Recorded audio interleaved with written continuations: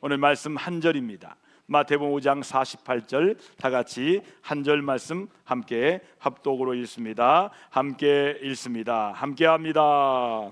그러므로 하늘에 계신 너희 아버지의 온전하심과 같이 너희도 온전하라. 아멘. 이는 살아계신 하나님의 말씀입니다. 자리에 앉으시기 바랍니다. 운전하신 분들은 주의사항이 있습니다. 졸리면 휴게소에서 쉬어야 됩니다. 저도 전날 밤에 못 자서 고속도로를 달리고 있는데 너무 졸린 거예요. 그래서 휴게소에 들렸어요. 졸음을 이기지 못하고 잠을 자야 되니까. 근데 잠잘 시간이 없는 거예요. 그래서 커피로 잠을 깨야겠다 생각하고 커피로 가서 마시러 갔습니다. 그런데 커피 휴게소에 이 간판이 너무 특별해서 제 마음이 그만 멈춰버렸어요. 그 휴게소는 익산 휴게소입니다. 여러분 찾을 것 같아서 말씀드리는 거예요. 익산 휴게소에 가면 온전이라는 커피숍이 있습니다. 여러분 커피를 마시는 중에 제겐 깊은 울림이 있어서 맛도 굉장히 좋습니다. 온전한 커피예요. 그 커피를 마시면서 제 마음에 질문이 생겼어요. 나는 지금 온전히 하나님 앞에 서 있는가? 나는 지금 온전히 목회 사역을 하고 있는가? 그 물음 앞에 저는 그냥 울고 말았어요. 여러분 성경에 보면 인간에게 영혼 육이 있음을 말씀으로 말하고 있어요. 여러분 우리는 세상에 살아가는 동안에 이 세 가지가 하나로 딱 연결된 통합된 삶을 살아갑니다. 비록 눈으론 구별할 수 없지만 하나님 앞에서 우리 겉사람뿐이 아니라 속사람이 함께 자라가야 함을 성경은 계속해서 말씀하고 있습니다. 몸은 자라나는데 영혼이 자라지 않아요. 거기에 비극이 있습니다. 교회를 오래 다닌 게 중요하지 않아요. 물론 중요합니다.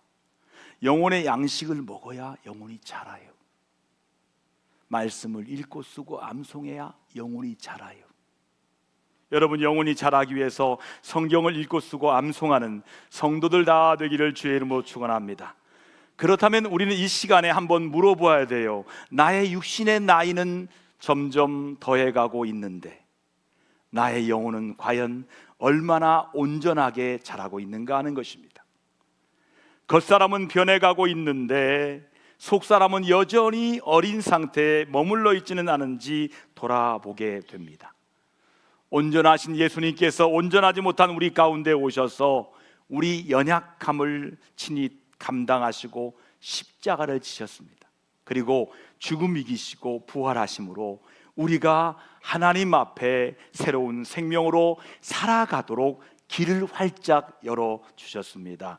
아멘. 예수 그리스도가 길이요 진리요 생명 되십니다. 예수님이 길이 되기 때문에 아무리 착한 일을 해도 주님 나라 갈 수가 없어요. 길로 가야 돼요. 예수님이 길이십니다. 길을 활짝 열어놓으셨어요. 구약에서 보니까 하나님께서 아브라함에게 말씀하셨습니다. 내 앞에서 행하여 온전하라 이렇게 아브라함에게 말씀하셨어요. 하나님과 함께 살아가는 삶을 온전함으로 말씀하셨어요. 하나님께 살아가는 삶은 온전한 삶이구나. 그리고 예수님께서 사랑을 통해 하나님의 성품을 닮아가는 삶을 온전함이라고 우리에게 가르쳐 주셨습니다. 그래서 온전함이란 무거운 기준이기보다는 하나님을 향해 걸어가는 삶의 방향입니다. 날마다 조금씩 주님을 바라보며 닮아가는 삶의 모습인 것입니다. 그렇다면 주님께서 말씀하신 이 온전함은 어떤 기준이며 우리에게 어떻게 요구하고 있는 것일까요? 오늘 본문 말씀 5장 48절 짧지만 한 절 말씀을 천천히 함께 음미하며 읽겠습니다. 함께 읽습니다. 그러므로 하늘에 계신 너희 아버지의 온전하심과 같이 너희도 온전하라. 아멘. 여러분 이 한 절의 말씀 앞에서 우리는 잠시 멈춰서게 됩니다. 성경을 많이 읽는 다독도 중요합니다. 그런데 성경 한 절 한 절의 말씀의 깊이를 묵상하는 것도 중요합니다. 몇 번 읽었느냐? 중요해요. 얼마나 깊게 읽었느냐? 이것 또한 중요합니다. 한 절의 말씀 앞에 멈춰주는 은혜가 있기를 바랍니다. 한 절의 말씀 앞에 인생이 걸려 있다는 거예요. 오늘 한 절의 말씀이 여러분의 인생이 달려있는 귀하고 소중한 하나님의 말씀 되기를 축복합니다. 어떻게 우리가 하늘에 계신 하나님과 같이 온전해질 수 있겠습니까? 이 말씀은 우리에겐 정말 부담이 되고 때로는 도저히 도달할 수 없는 기준처럼 느껴집니다. 그러나 이 말씀은 우리의 존재와 신앙의 깊이를 비추는 거울과도 같은 말씀입니다. 우리는 오랜 세월 동안 하나님의 말씀을 듣고 살았어요. 이젠 말씀 듣는 도사가 돼서 오늘은 하나님의 말씀이 이건 이렇다, 머리에서 딱 나갑니다. 그런데 늘 달라요. 내 예상과 다른 하나님 말씀들, 아이고 내 예상과 다르다. 여러분 예상하지 마세요. 말씀으로 그냥 들으세요. 할렐루야. 말씀으로 들을 때 은혜가 있습니다. 강단에서, 교회에서, 삶의 자리에서 끊임없이 말씀을 접하여 오늘 지금 여기까지 왔습니다. 그렇다면 오늘 이 시간 나는 과연 말씀 앞에서 얼마나 온전하게 변화되어 왔을까요? 작은 섭섭함 앞에서도 주님을 바라보며 마음을 지켜내고 있는지 돌아보게 됩니다. 누군가 나에게 한 걸음 요구할 때, 오리를 가자 할 때 주님 말씀하신 것처럼 심리를 더 나아가는 삶을 살고 있는지 살피게 됩니다. 우리는 각자의 자리에서 하나님 주신 직분을 맡았어요. 그 직분은 단순한 시간이 아니라 하나님께 맡겨진 신뢰의 표현이에요. 은혜의 표지가 직분이에요. 하나님이 믿어주셔서 저를 목사로 삼으셨고 장로님으로, 권사님으로, 집사님으로 하나님께서 세우신 거예요. 이건 하나님의 신뢰의 표현이에요. 은혜의 표지가 바로 직분입니다. 그러나 그 직분의 무게를 생각할수록 우리는 더욱더 겸손해질 수밖에 없어요. 왜냐하면 우리는 여전히 온전함에 이르지 못한 존재들이기 때문입니다. 오늘 이 말씀은 우리에게 짐을 지우기 위한 말씀이 아니라 하나님께서 우리를 어디로 이끌고 계신가를 보여주는 거룩한 초청의 말씀인 줄 믿으시며 아멘합시다. 이것은 오늘 교회를 다니는 우리들만의 고민이 아닙니다. 우리가 살아가는 이 세상을 바라보면 이미 그 안엔 깊이 깨어짐과 아픔이 자리하고 있어요. 사람들 함부로 건드리지 마세요. 건드리면 바로 나와요. 톡 하면 아픔이 툭 튀어나와요. 톡 누르면 완전히 깨어집니다. 요즘 사람 조심해야 됩니다. 함부로 하지 마세요. 왜요?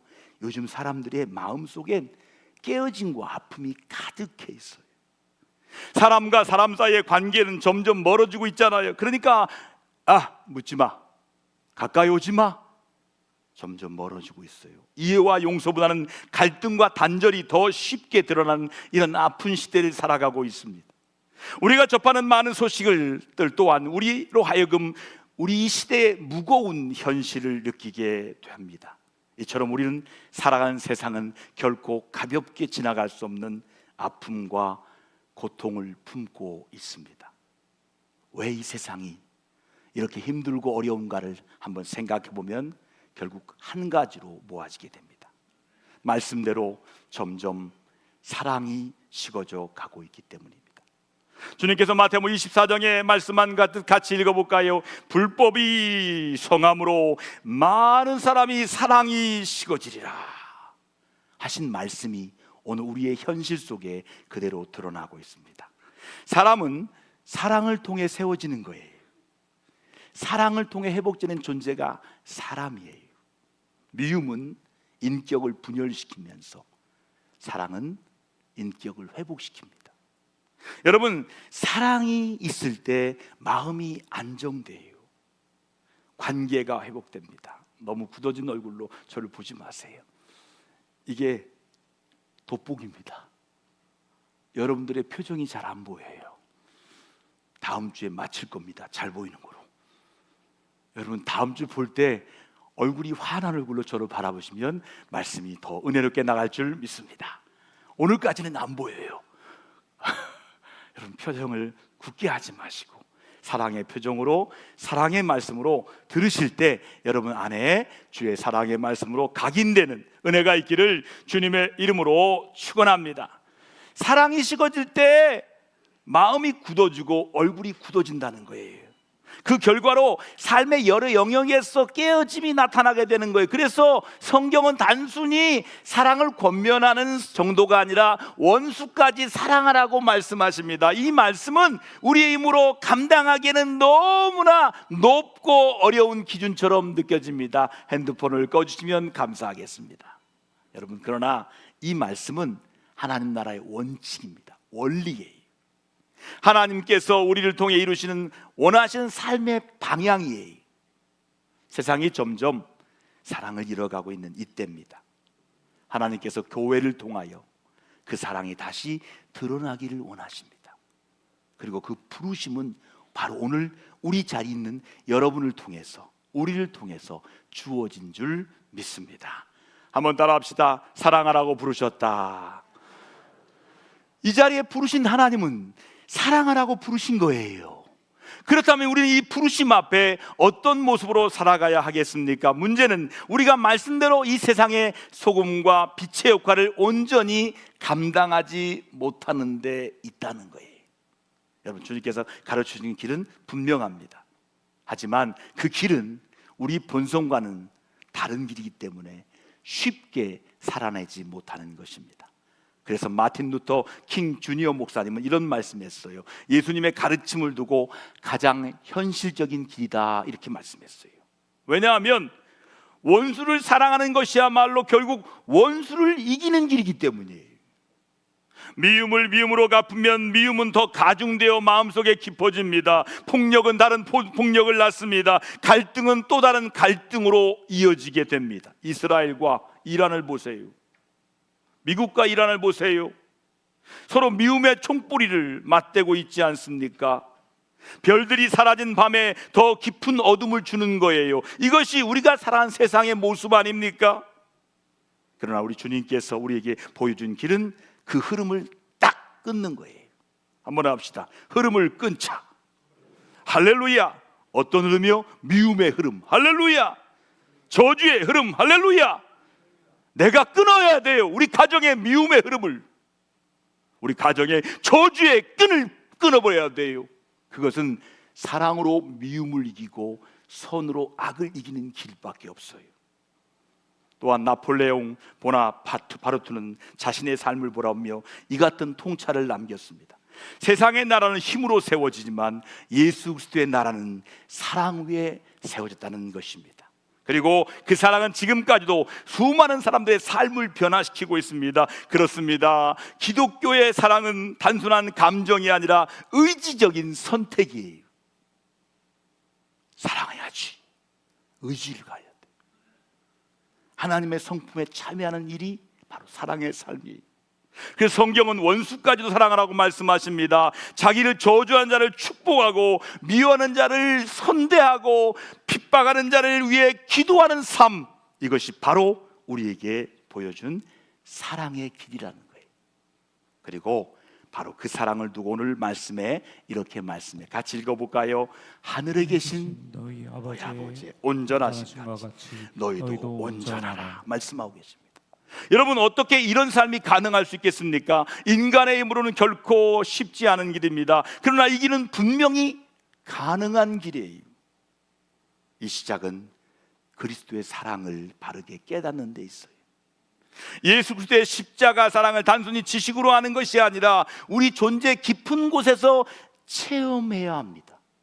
그 사랑이 우리의 마음을 사로잡을 때 비로소 우리의 시선이 달라지고 삶의 방향이 확 바뀌기 시작하는 것입니다.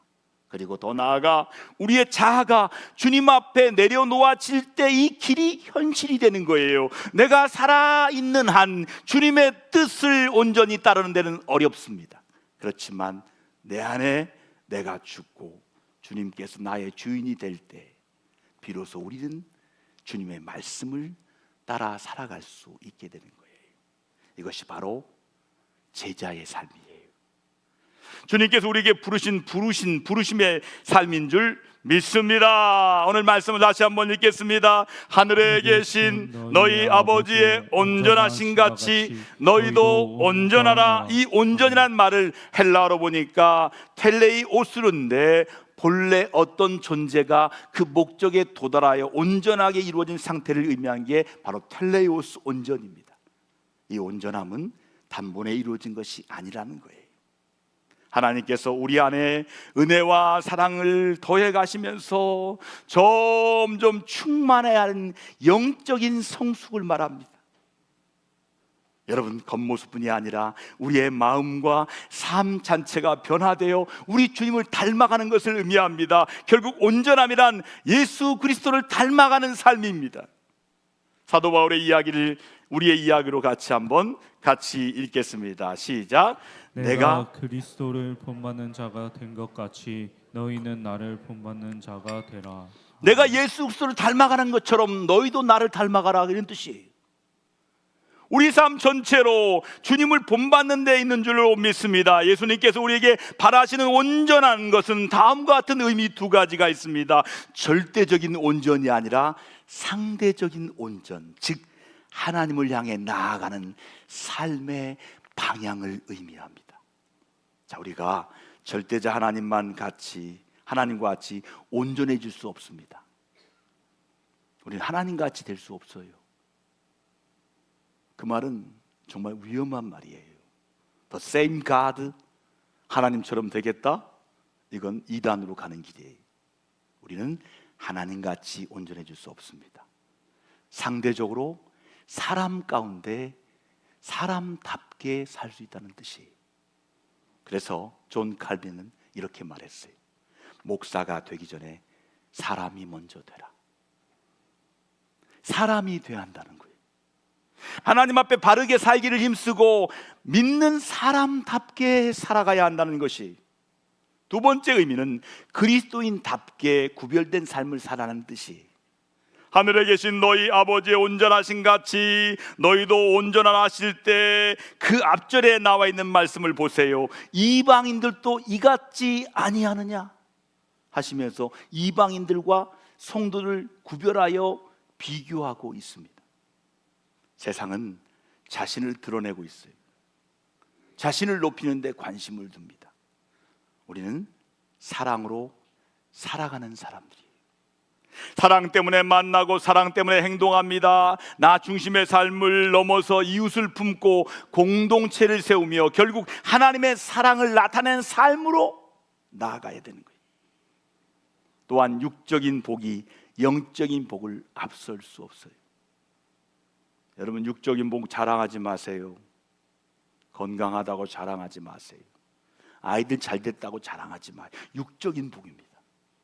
이 육적인 복은 영적인 복을 결코 앞설 수 없어요. 때로는 초라해 보일지라도 주님께서 주시는 임재와 은혜에 기뻐하고 감사할 수 있는 사람이 되라는 말씀이에요. 내 안에 주님의 임재가 있습니다. 할렐루야. 주님의 은혜가 가득합니다. 할렐루야. 그래서 감사할 수 있는 사람이 되라는 말씀이에요. 또한 우리는 자신을 위한 기도를 넘어서 하나님의 영광을 구하는 기도로 나아가요. 하나님께 영광, 기도가 하나님께 영광이 돼야 돼요. 우리의 기도를 다 녹음하고 계십니다. 하나님께서 다 들으셔요. 네가 과연 한 기도가 하나님께 영광이었냐? 아니면 너의 자랑이었냐? 기도의 크기, 길이가 중요한 게 아니에요. 하나님께 영광이 되는 기도냐? 그래서 우리는 기도하면서 하나님 영광 받으시옵소서. 우리 가운데 기도가 하나님께 영광이 되기를 주의 이름으로 축원합니다. 또한 그리스도인으로서 하나님을 사랑하고 계명을 지키고 예배와 기도 가운데 살아가며 삶으로 드러내는 것입니다. 그러면 어떻게 우리는 온전함을 향해 나아갈 수 있을까요? 우리는 오직 하나님의 은혜로만 가능합니다. 오직 성령의 은혜로만 온전함을 향해 나아갈 수 있을 줄 믿습니다. 초대교회 역사를 보세요. 성령의 은혜가 사람을 변화시킨 것처럼 오늘도 성령께서 우리를 변화시킵니다. 우리의 노력과 의지로는 온전함에 이를 수가 없는 거예요. 그래서 우리는 성령을 구해야 되는 거예요. 성령의 충만함을 구해야 되는 거예요. 오늘 기도하신 장로님처럼 성령의 충만함을 구해야 되는 거예요. 성령의 임재를 구해야 되는 거예요. 온전함은 한 번에 이루어진 완벽이 아니라 하나님을 향해 자라가는 삶의 전체를 말씀합니다. 온전함은 성경 한 구절의 말씀이 아니라 성경 전체가 우리를 향해 부르고 있는 하나님의 삶의 방향입니다. 여러분, 하나님께서는 처음부터 우리로 하여금 하나님을 닮아 살아가도록 부르셨어요. 너는 원래 나 닮은 사람으로 하나님의 형상, 이마고 데이, 하나님의 형상으로 우리를 만드셔서 하나님의 형상대로 회복되어 닮아가도록 우리를 부르셨어요. 그 부르심은 지금도 계속되고 있습니다. 그럼 온전한 선택이 아니라 하나님께 부름받은 자의 삶의 길이에요. 한번 따라해 봅시다. 온전한 삶을 향해서. 이게 삶의 길이 되어야 돼요. 여러분, 성령께서 다스리지 않는 삶에는 결코 온전함이 없습니다. 그리고 주님께 순종하는 삶 속에만 참된 온전함이 이루어질 줄 믿습니다. 온전함을 향해 나아갈 때 우리 삶은 분명한 변화가 나타납니다. 먼저 하나님과의 관계가 더욱 깊어지고 하나님의 임재 가운데 살아가게 되는 것이에요. 성령의 열매가 삶 속에 맺히며 사랑과 기쁨과 평안이 나타나게 될 줄 믿습니다. 성경은 이렇게 말씀합니다. 같이 읽어볼까요? 함께합니다. 나더러 주여 주여 하는 자마다 천국에 들어갈 것이 아니요 다만 하늘에 계신 내 아버지의 뜻대로 행하는 자라야 들어가리라. 여러분, 아멘. 나더러 주여 주여 이렇게 외치는 자마다 천국 들어간다는 것이 아니라 하늘에 계신 하나님 닮아서 하나님 뜻대로 행하는 자야 들어간다는 거예요. 그러므로 사랑하는 성도 여러분, 온전함을 향해서 나아가는 사람은 하나님과 동행합니다. 그 뜻대로 살아가는 사람이. 나는 원치 않아요. 아버지 학교 하세요. 나 원치 않아요. 하나님의 뜻이 그거라면 아멘 하면 돼요. 나 전도하기 싫어요. 근데 하나님의 뜻이면 전도하면 되는 거예요. 내 뜻대로 사는 것이 아니에요. 내 마음대로 사는 것이 아니에요. 하나님의 뜻대로 행하는 사람이 하나님과 동행하는 사람이에요. 성령 안에서 날마다 변화되어 가는 주님의 백성을 우리 주님께서 받으십니다. 그리고 마침내 천국으로 들어가게 될 줄로 믿습니다. 천국은 내가 가고 싶다 가는 게 아니에요. 하나님이 인도해야 되는 거예요. 저도 여러분 다 천국 가고 싶잖아요. 근데 내 마음대로 돼요? 말씀대로 되는 거예요. 천국은 아무나 가는 게 아니에요. 하나님의 말씀대로 될 때 가는 거예요. 할렐루야. 우리 동대전교회가 벌써 71살이 넘어가고 있어요. 고의를 찾아보세요. 고의란 뜻은 옛고, 희가 드물리입니다. 그 당시에는 고의는 많이 사신 거예요. 이 고의라는 뜻은 종심이라는 뜻이에요. 종심불욕 소유구. 고의가 되면 종심이에요. 무슨 일을 행해도 법에서 맞지 않는 것이 없다는 거예요. 어떻게 살아도 종심불욕 소유구. 그게 바로 고의라는 거예요. 내가 어떻게 살아도 법에 저촉되지 않는 삶이 바로 고의의 삶, 종심의 삶이라. 우리 교회가 그 나이가 된 거예요. 세월이 더해갈수록 더욱 힘써야 할 것은 외적인 성장도 중요하지만 더 중요한 것은 영적인 성숙이에요. 그 성숙은 다른 것이 아니라 하나님을 닮아가는 삶, 온전함을 향해 나아가는 삶인 줄 믿습니다. 우리 하늘가족 공동체 동대전교회 성도 여러분, 보이지 않는 속사람이 드러나는 삶이 함께 변화되어 이 어두운 세상을 환하게 밝히는 우리 동대전교회 하늘 공동체 모든 식구들 다 되기를 주님의 이름으로 축복합니다.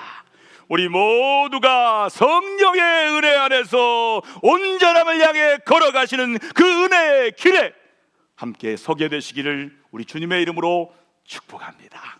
우리 말씀 붙들고 이 말씀대로 살아가도록 성령의 은혜를 구합시다. 우리 함께 통성으로 1분간 기도하겠습니다. 기도합니다. 하나님 아버지, 감사와 찬양과 영광 올려드립니다. 우리 힘으로는 도저히 하나님 아버지를 닮아갈 수 없습니다. 내 노력으로 불가능합니다. 주여, 오늘 말씀하신 대로 주님께서 우리와 함께 하시고 우리가 주님 앞에서 내려놓고 죽을 때 성령의 역사함으로 말미암아 우리를 온전하게 하나님 닮아가는 온전한 자녀들로 세워지게 하여 주옵소서.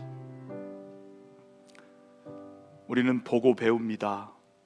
상처받은 아버지로부터 상처받아 또 그 아들에게 상처 주는 상처의 연속으로 살아가는 것이 우리 인생입니다. 온전하지 못한 부모님 만나 온전하지 못한 인생 살아가는 우리를 불쌍히 여기사 우리에게 온전한 예수님을 보내주신 것 감사합니다. 이제 사람 바라보지 말고 상처준 부모 바라보지 말고 온전하신 예수 그리스도, 온전하신 하나님을 바라보며 그 하나님 닮아가는 하나님 자녀들 다 되게 하여 주시옵소서. 예수 그리스도의 이름으로 감사하며 간절히 축복하며 기도 올려드리옵나이다. 아멘.